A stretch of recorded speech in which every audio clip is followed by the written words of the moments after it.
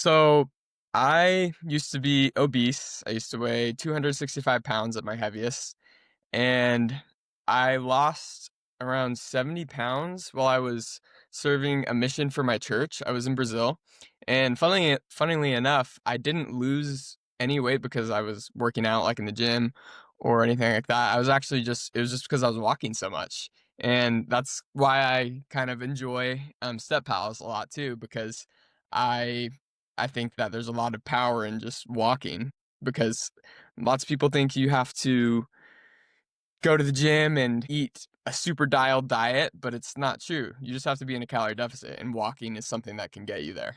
100%. That's incredible, man. So you lost 75 pounds while out there and mostly from walking. That does speak to the power of walking, and that's why I built the app in the first place, is when I ever get too heavy, I just make walking a major priority, and I always find that it's pretty easy to get back down to a good weight because you don't feel a lot more hungry when you're walking, unlike other forms of exercise. Like when you lift heavy or if you're doing like HIIT training, it typically stimulates your appetite a lot more, whereas walking, we were built as humans to walk long distances so you can do it for a long period of time. That's awesome to hear. So did you lose the weight almost by accident then when you were out there? Yeah, so I wasn't trying to at all. It was really just because we were walking around so much. Maybe if I had to guess, I didn't have a fitness tracker back then, but if I had to guess, I would say we walked it anywhere from like 10 miles a day on average. So yeah, the weight just came off super quick because I was Dang. super sedentary before. I did not exercise a lot. I mean, I still exercise, but very little compared to what I was doing, walking all around Brazil. So that really made a big difference. And I would say that the diet that I was eating there in Brazil was a lot healthier too. But Okay. then again, I was eating a lot of calories because You the needed people in it. Brazil, they like to feed you really well. Like Okay. there's a lot of good food there. But That's amazing. Wow. Okay. So what were you eating that was different there than back in the States? yeah, so before I went to Brazil on my mission, I was eating a lot of fast food for sure. Um and they don't really have that much fast food there. Um, they eat a lot of rice and beans and chicken, a lot of lean meats, which Hmm. is good. Trying to think what else. Just a lot of fruit too. That was a big change for me. Nice.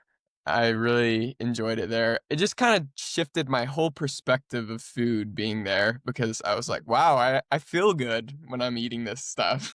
I don't feel Wow. like crap. Yeah, that's super important because most people that are on the same diet and they've been there for a long time, if they feel the same way for a long enough time, they don't realize they're even feeling bad anymore because that's just their baseline, right? And so giving yourself that extended opportunity. How long were you on that trip for? 2 years.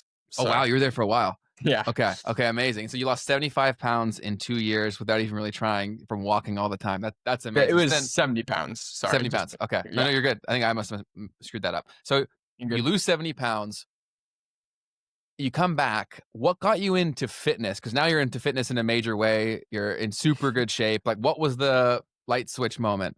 That's a great question. So, I think it was just a lot of people there in Brazil, they had seen similar situations with other missionaries and other people that like Americans that had come there, lost a lot of weight, and then they go back to the United States and then they gain all the Mm. weight back. And so there was a lot of people that were like, "You're just gonna get it all back whenever you get back to the USA." And I could see how that could happen, but I don't want that to happen. And so I got home and I didn't really know as much, like nearly as much about like nutrition and fitness as I do now. But I was like, I'm gonna get into running. So I started just trying to do some running on, I think it's an app called Couch to 5K or something. Yeah, so I got into running, and I also just started trying to eat healthier. I didn't really know about calorie tracking back then yet, so I was just kind of in a weird phase where I was still discovering things, and I still didn't really know. You think I would have known that walking was a good way to lose weight, but still thought maybe I just need to get into running to lose more weight. because I think at that point I was around 190 pounds, and Okay. so I was still overweight. I wasn't obese anymore, but I was overweight still. And I think just starting to see my weight go down even more kind of inspired me. I was like, wow, I never thought I would get to this point. Like I had been obese for like most of my childhood. So I was like seeing the changes in my body, being able to see the veins in my arms. I was like really pumped about all that. 100%. That's amazing, man. And yeah, when you start to see the changes, it becomes addicting in a positive way and you want to continue that. You don't want to lose it and all that gets a lot better. So, you started working out a lot. Were you working out with your wife or is that a recent thing?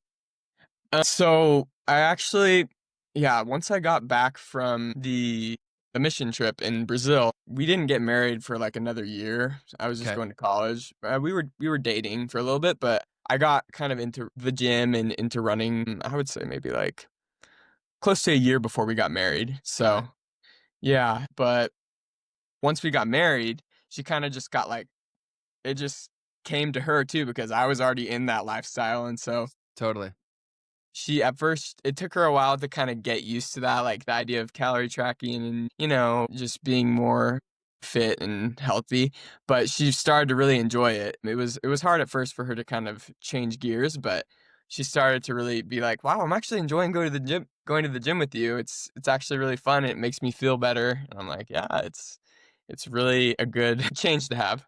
Totally. It's that first bit of resistance that's always the hardest part to build the habit, to make the change, especially if you've been one way for a very long time. It's really hard to do that. Mhm. Obviously, you had that kickoff point of the trip that you were on that where you lost all that weight. If someone is, say, like, in the States and they can't go on a long trip like that, how do you recommend they get started with their weight loss journey?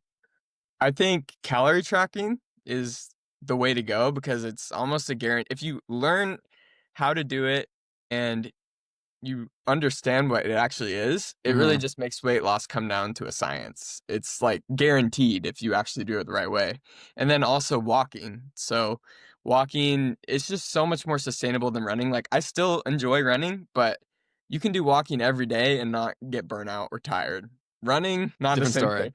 Yeah, Yeah. exactly. Your joints feel it and everything feels it, but walking is, you can just keep going and going and going. Like, even if you're walking like 12K plus steps, like, your body's still gonna be fine with that as long as you ease your way up to it. So, definitely agree with Mhm. that. Walking's the workout I do every single day, and then I pile in workouts throughout the week on top of that, but the walking is really the anchor and the foundation that allows me to stay at a weight that I wanna try to stay at. Mhm.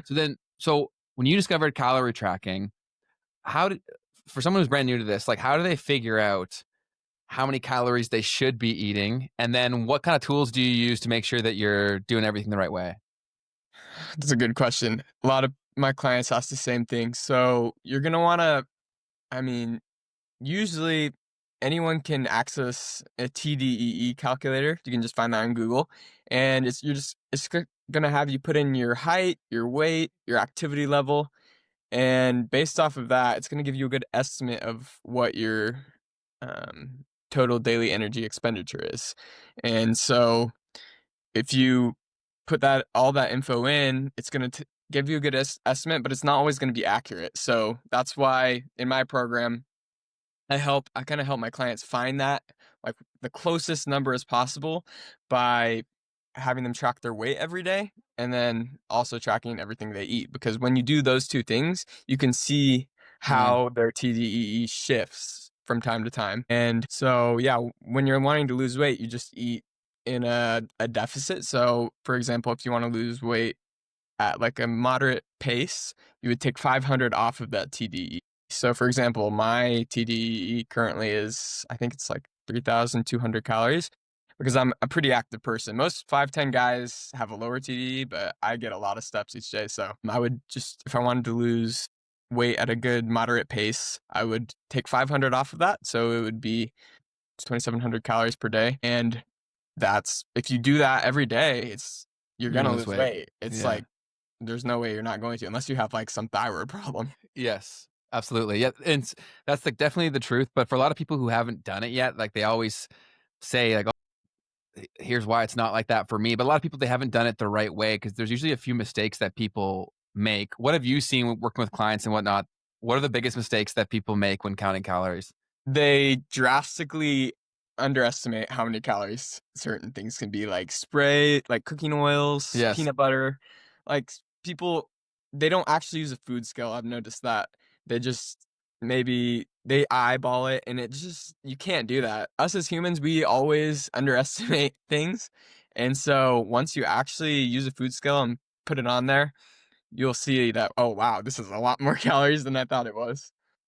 No kidding. Yeah, there's so many secret calories, especially in like usually the tastiest foods, and there's tiny quantities with so many calories. We talked about this on the last episode of the podcast. We talked about with Alicia, talked about how like peanut butter's huge for that. Cooking oils, like you mentioned, are Mhm. they sneak up on you incredibly quickly. Sauces are another huge one too, Yeah. where people will be putting on like 400 or 500 calories of sauces and not Yeah. even realize, which is Even small things like yes, this is kind of off on a tangent, but my wife, go, yeah. she always, tells me about this Reddit story she read once of this person who was gaining weight, and they're like, "I don't know why, I'm, like, not eating that much."